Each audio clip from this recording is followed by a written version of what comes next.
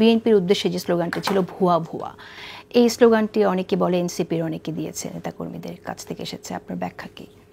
কেন একটা জায়গায় হচ্ছে যখন হচ্ছে জার্নালিস্টরা বসেই যখন বলে যে অনেকেই বলে, সেটা আমরা আসলে এই কথাটা জার্নালিস্টদের মুখ থেকে শুনতে চাই না, কারণ আমাদের কাছে অনেক রেকর্ড থাকে, অনেক ডকুমেন্টস থাকে, সেই জায়গা থেকে আসলে সেখানে এনসিপি দিয়েছে কিনা, যেহেতু এটা ভিডিও রেকর্ডেড, তো সেই জায়গা থেকে আমরা স্পষ্টত বলেছি যে হচ্ছে এনসিপি এটা দেয় নাই এবং এনসিপি এর বিরুদ্ধে অবস্থান নিয়েছে। এনসিপি মনে করে যে হচ্ছে ফ্যাসিবাদ বিরোধী যে রাজনৈতিক দলগুলো রাজপথে ভূমিকা রেখেছিল, সকলকে মিলে ঐক্যবদ্ধভাবে আমাদের চলতে হবে এবং সকলে মিলে আগামী বাংলাদেশ গড়তে হবে।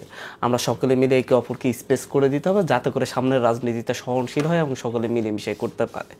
পাশাপাশি হচ্ছে ওখানে যে স্লোগানটা হয়েছে, বিভিন্ন রাজনৈতিক দলের নেতাকর্মীরা এসেছে, নারায়ে তাকবীর স্লোগান হয়েছে, বাংলাদেশ জিন্দাবাদ স্লোগান হয়েছে, দুনিয়ার মজদুর এক হও লড়াই করে সেই স্লোগান হয়েছে।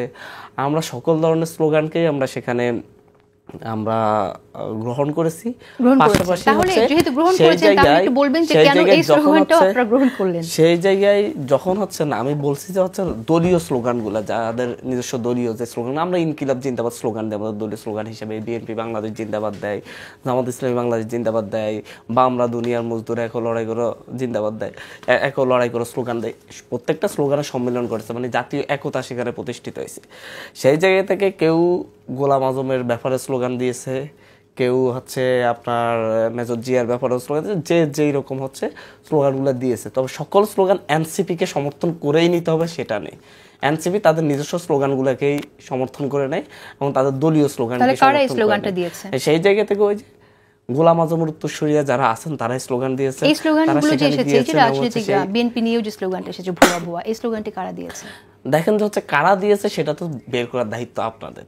কেন আপনারা আয়োজন করছেন? আপনারা জানবেন না? আপনাদের এখানে এসে যদি কেউ আপনাদের আয়োজনকে যদি ভিন্ন দিকে প্রভাবিত করতে চায়, প্রশ্নবিদ্ধ করতে চায়, সেটা তো আপনারা কন্ট্রোল করবেন। আমার মনে হচ্ছে জি টিভির এই জায়গায় ইনফরমেশন গ্যাপ আছে, যে হচ্ছে এই আয়োজনটা এনসিপি একা করে নাই, এনসিপির আয়োজন ছিল না। তো আয়োজন যারা আমরা সেখানে অংশগ্রহণ করেছি, আমরা আহ্বান করেছি, পাশাপাশি জুলাই ঐক্য আহ্বান করেছে। আপনার এখানে মোটামুটি বিএনপি ছাড়া প্রায় সকল রাজনৈতিক দলই তাদের অবস্থান থেকে এসেছে। সেই জায়গা থেকে এটা এনসিপির আহ্বানে বা এনসিপির নেতৃত্বের একটা প্রোগ্রাম হয়নি, এনসিপির অংশ ছিল। সেই কথাটাই আমি বলছি যে হচ্ছে আমাদের প্রোগ্রাম না, এটা সকলের প্রোগ্রাম ছিল, সকলে এসেছে, সকলেই তাদের স্লোগান দিয়েছে। সকল স্লোগানকেই এনসিপি ওন করতে হবে এমন কোনো কথা নেই। এনসিপি তারা নিজেরা যে স্লোগানগুলো দিয়েছে সেগুলোকে ওন করবে, এর বাইরে না। এর বাকিগুলো হচ্ছে প্রত্যেকটা রাজনৈতিক দলের যে ব্যক্তিরা দিয়েছে তারা ওন করবে। আচ্ছা, ওন করার দরকার নেই, আপনার ব্যাখ্যা শুনতে চাই যে কেন এই স্লোগানগুলো এসেছে, কারা দিতে পারে? দেখেন হচ্ছে আমি তো স্পষ্টত বলেছি, অধ্যাপক গোলাম আজমের উত্তরসূরি যারা ওনাকে মেনে রাজনীতি করেন, যারা ওনার আইডিয়াকে ধারণ করে রাজনীতি করেন, তারাই দিয়েছে।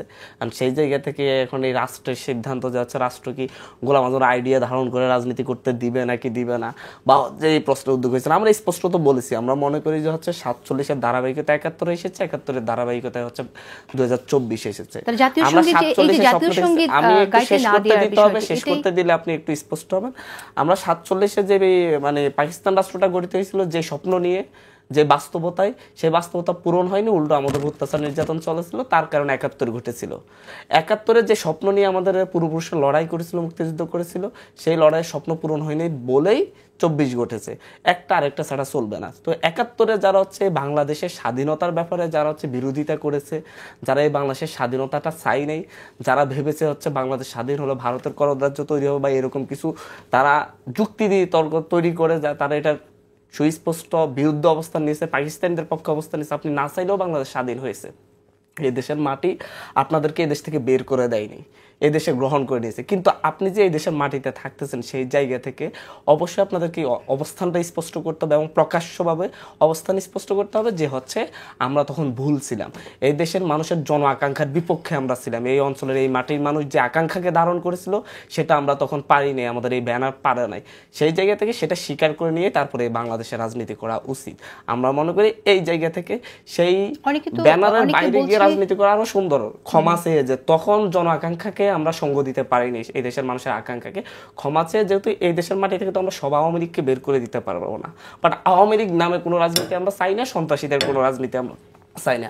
যারা একরত্তর অপরাধ করেছিল তাদেরকে চিহ্নিত করে বিচার করা, সেটা দায়িত্ব ছিল তার পরবর্তী তৎপরবর্তী যে সরকারগুলো ছিল তাদের, এবং হচ্ছে যারা বাকি যারা নিরপরাধ ছিল হয়তো বা অপরাধে জড়িত হয় নাই, কিন্তু হচ্ছে এটাকে সাপোর্ট দিয়েছে যে আমি বাংলাদেশের স্বাধীনতা চাই না, তাদের ক্ষমা চেয়ে তারপর বাংলাদেশের রাজনীতি করা উচিত আমরা মনে করি। এই প্রশ্নগুলোর সমাধান এখনই হওয়া উচিত। আমরা মনে করি 24-এর পরও যদি এটা চলতে থাকে তাহলে এই বিভাজন বারবার এটা উঠবে এবং আমরা জাতি হিসেবে ঐক্যবদ্ধ হতে পারবো না।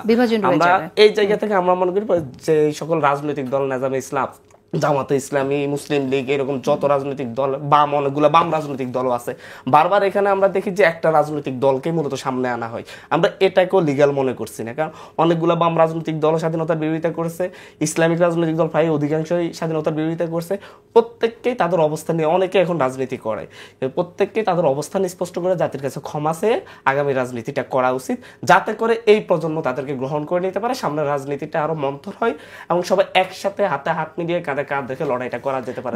ধন্যবাদ আপনাকে হান্নান মাসুদ।